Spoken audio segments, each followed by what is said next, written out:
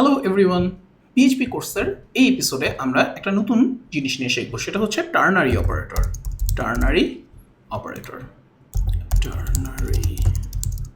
ওকে, তো নামটা শুনে একটু মনে হচ্ছে যে বোধহয় অনেক কঠিন জিনিস, তাই না? একদম সহজ। ধরেন আমরা পিএইচপিতে ইফ এলস দেখেছি না, চেক করেছি। যেমন ধরেন মনে করেন আমরা একটা নাম্বার নিয়েছি, যে এখানে লেখা হচ্ছে 12। আমরা চেক করছি যে if N 12 equal to N, তাহলে কি করব? একো ধরেন আমরা 12 এটা প্রিন্ট করছি। ওকে, এলস ইফ যদি নাম্বারটা হয় 13, তাহলে আমরা কি প্রিন্ট করব? বা 10 যদি হয় তাহলে আমরা প্রিন্ট করব হচ্ছে 10। একো 10। আর এলস না হলে কি হবে? না হলে আমরা বলবো যে এ নাম্বার। অলরাইট, এলস একো এ নাম্বার। এই জিনিসটাকে টার্নারি অপারেটর দিয়ে অনেক সহজ করে ফেলা যায়। যেমন আমরা এখানে প্রিন্ট করতে পারি যে ধরেন word number in word equal to, এখানে আমরা চেক করছি যে ধরেন 12 সমান সমান এন কিনা। যদি হয় তাহলে প্রিন্ট করো হচ্ছে 12, আর না হলে প্রিন্ট করো এ নাম্বার। আমরা 10 একটু পরে যাচ্ছি। দেখেন এখানে কি হলো, যে এখানে চেক করছে একটা কন্ডিশন। আমরা ইচ্ছে করলে ব্র্যাকেট এখানে দিয়ে দিতে পারি বোঝার সুবিধার্থে, যে এই কন্ডিশনটা চেক হচ্ছে। যদি ট্রু হয় তাহলে এই পার্টটা আসবে, ফলস হলে এই পার্টটা আসবে। ওকে, খুব সহজ। এখন যদি আমরা ইকো করি যে একো নাম্বার ইন ওয়ার্ড, তাহলে আমরা দেখব 12 12। ঠিক আছে, আমরা ওখানে একটা নিউ লাইন প্রিন্ট করে রাখি।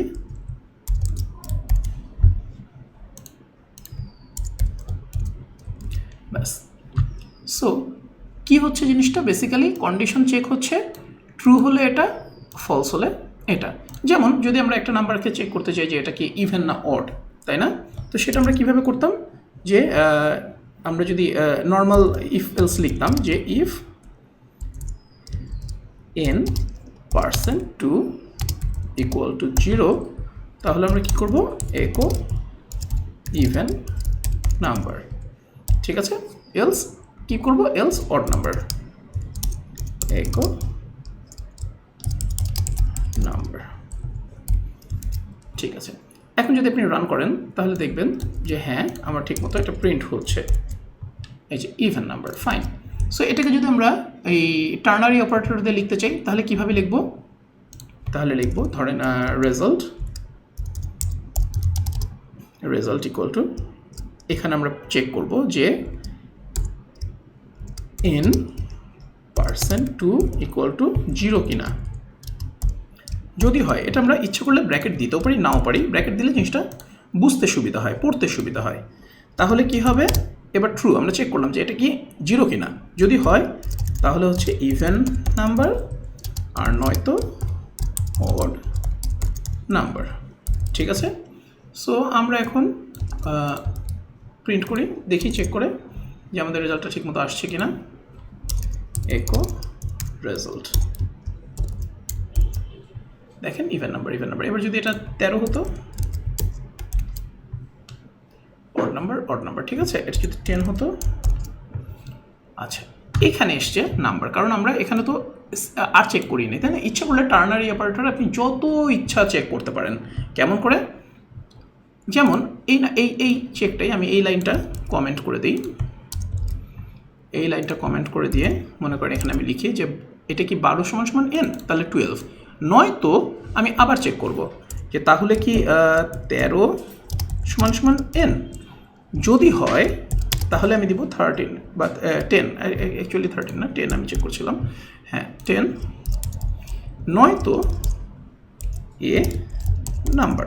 এভাবে আমি যত ইচ্ছা নেস্ট করতে পারি, হ্যাঁ যত ইচ্ছা লেভেলে নিয়ে যেতে পারি। যে প্রথমে হলো 12 ইকুয়াল টু এন কি ট্রু, যদি হয় তাহলে 12, নয়তো এটা তো ফলস পার্ট, তাই না? সো নয়তো 10 সমান সমান কি এন, যদি হয় তাহলে 10, নয়তো এ নাম্বার। এবার যদি আপনি রান করেন দেখেন 10 10 ইভেন নাম্বার। ঠিক আছে, আমার এখানে কিন্তু একবারে আপনি দেখতে পাচ্ছেন। সো আমরা যদি এখানে এরকম করে দিতাম, যেখানে ধরেন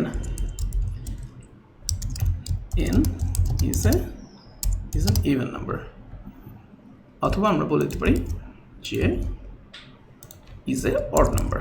যদি রান করি দেখেন ওইটা সহই আসছে, কোনো সমস্যা নেই। সো আপনি রেজাল্টের মধ্যে ইচ্ছে করলে মেইন ভ্যারিয়েবলটাকেও রাখতে পারেন। বাট এই জিনিসটা খুবই ইম্পর্টেন্ট, কারণ অনেক সময় আপনাকে শর্টকাটে এত বড় একটা চেক বসানোর চেয়ে এক লাইনে চেক বসানোটা অনেক ইজি। বা এই যে ধরেন এতগুলো লিখে এই odd number even number check না করে আমাদের যেমন এক লাইনেই হয়ে গেল, যেটা ইভেন অথবা অড, তাই না?